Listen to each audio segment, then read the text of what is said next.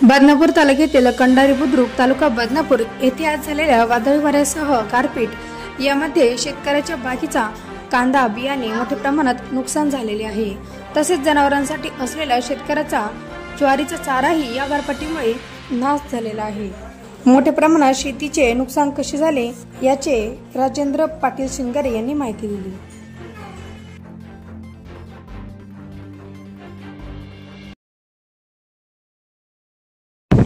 Compost container Badnapur जिल्हा जालना 3 वाजल्यापासून 3:30 वाजेपर्यंत गारपीट झालेली आहे आणि द्राक्ष बागेचं खूप नुकसान झालेलं आहे। 100% नुकसान झालेलं आहे।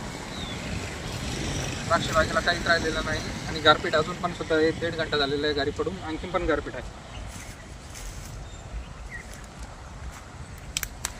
द्राक्षामध्ये अजून पण गारपीट आहे। धन्यवाद।